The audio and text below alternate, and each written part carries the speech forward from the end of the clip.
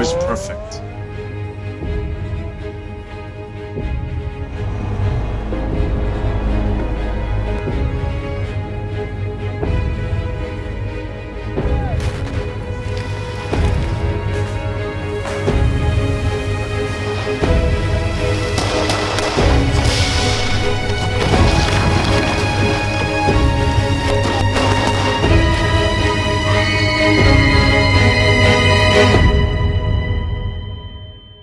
So the story of Accident, it follows the story of two young, beautiful girls who are heading off to a kind of festival party. They get picked up by two dashing dudes in a super fancy ride when they're hitchhiking, and unfortunately end up at the bottom of a ravine after a terrible car accident, having to survive and spend the rest of the film trying to figure out how the heck to get out of this situation. For us to only discover later that the boys actually took the car for a joyride, and there's some really bad guys coming after that car.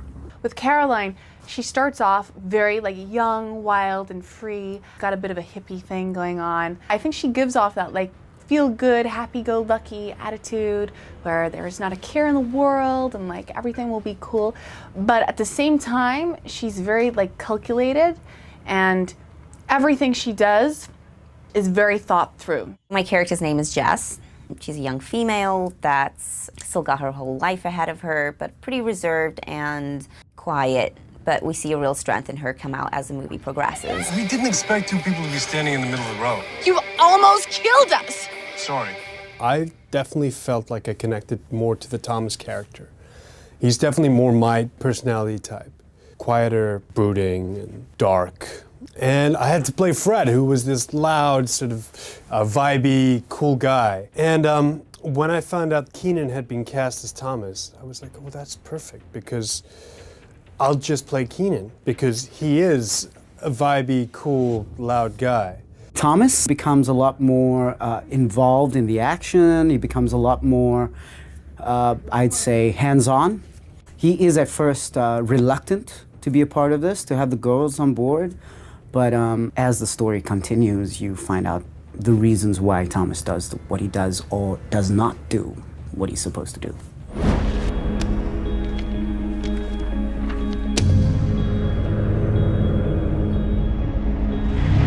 The car basically was evolved into eventually becoming this kind of customized and something with a bit of grunt to it, and something that was almost like a kind of like it would be a dare to drive it, I was driving with Julie, our script supervisor, and I just thought, okay, if I need to have a crash one day, it's gonna be on this car because it costs much more than my flat, and I can have a massage while driving.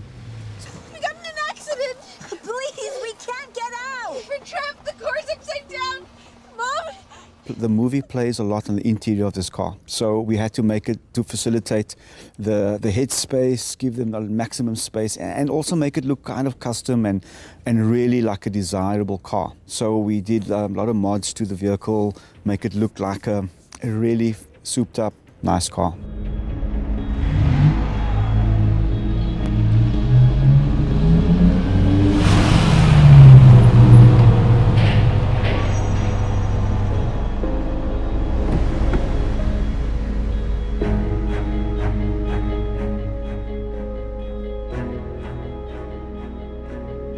One of the most interesting things about this film, it's a kind of simple structure plot-wise and structure-wise, and as a piece of written material, but what Dan Tandowski has brought to it as a highly visual director is really, really meticulous planning to all the sequences. Before I came into pre-production to tell the producer, okay, look, this is a small budget, but I can make it way bigger. So I did 3D previs videos for some shots, and I was sticking to them.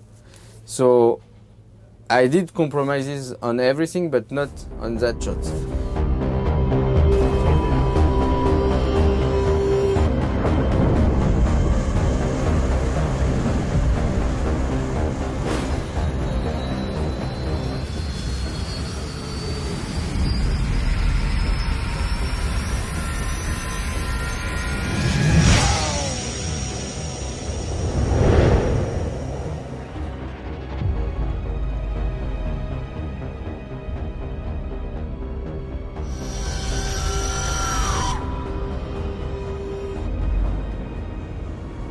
thing that's kind of appealing about this film is that Dan's vision is to have these constantly moving shots and a camera that moves from one environment to the other, and that there are no real boundaries to where that camera can go. So that's what really excites us about the effects on Accident. And those are the challenge shots. The rest will be mostly cleanups and stuff like that. But there'll probably be about 8 or 10 of those. We did a lot of research into smaller cameras, into different cameras and how we're going to approach it. And it really was a combination of working with blue screens and with different camera moves and shooting some stuff in studio, some things on set, and combining those to create the final shots. Shooting in South Africa is one of the things I love most about being here. We have kind of the best talent that there is, and yet when we have challenges, we have lots of crew that's got lots of experience to figure out how to get over that particular challenge. You've got situations where the camera's doing things that you just practically cannot really do. Yet this film has had numerous situations like that where everyone has risen to the challenge and come up with a fantastic way to pull it off. The ravine itself has been the big battle. Firstly, the first approach idea was really to shoot it in studio and recreate a lot of this and do a lot of visual effects.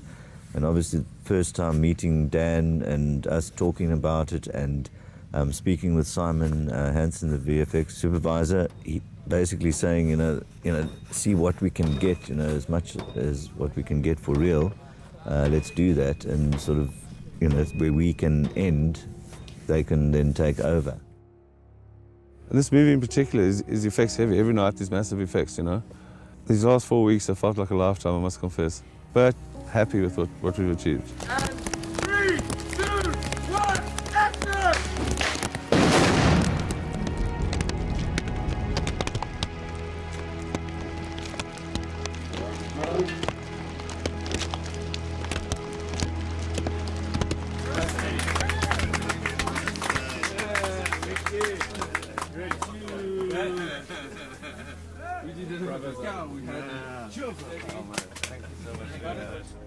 The gimbal rig, of course, is shot in studio, and then about 3 weeks later, we shoot the plates, the backgrounds that are actually composited into the blue screen area. It's a simple gimbal, but man, this is no simple gimbal. A gimbal is typically, you want the actors to flip in the shot, and they just kind of create a cage around the car and flip it. But Mickey Kirsten, our special effects guy, created a monstrosity that was 6 meters off the ground, had massive amounts of metal being built and put together from scratch so that the car would drive forward, pop up into a kind of a ramp situation and start to spin at 30 RPM with the actors inside.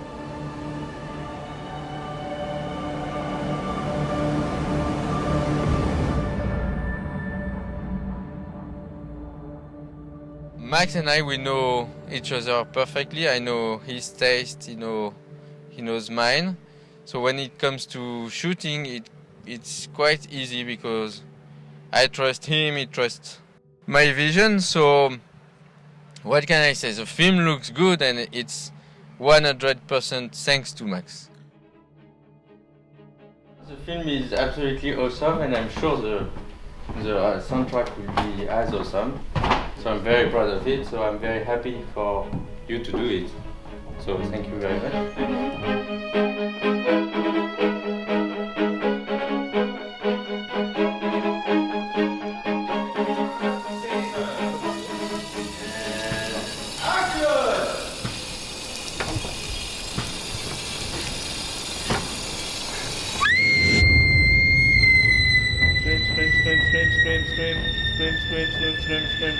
You get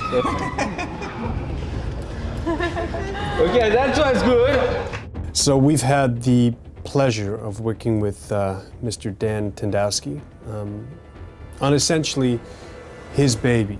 Because he's the writer as well as the director, it was fantastic. I loved having that because as an actor, I think your main purpose is to serve the writer's intention. I really enjoyed it working with Dan. He's got a unique style. He's got that French flair that I like. He knows every single shot that he wants, and he knows exactly how he wants it to look. He knows how he wants his characters to to say the lines. But then again, when we got onto set, he gave us so much freedom. The director, like I say, one can really trust him to carry the stories through and to feel like he's going to tell our story the way he sees it and the way we see it too. And then everything is fine. I'm sure you can do that. Okay. My trust is on you. Okay. We went for this fantastic young cast. We hope that the audience will respond to them in the same way that we have. We've been blown away at finding this young, fresh talent that not only is super good looking and super talented, but has an incredible, wonderful spirit. The spirit on this film has been so spectacular, where we've got the actors, they were training for weeks before, not only physically at the gym, they're spending 2 hours each a day with the director in rehearsals. It was just cold and wet and muddy.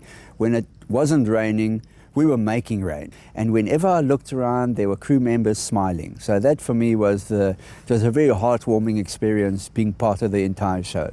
They were very brave.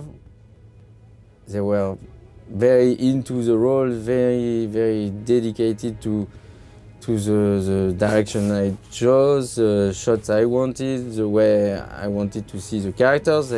They did bring a lot of themselves, a lot of work they did on the backstories of the characters. And funny enough, one more time, working with these 4 actors, I can do that again tomorrow, easy.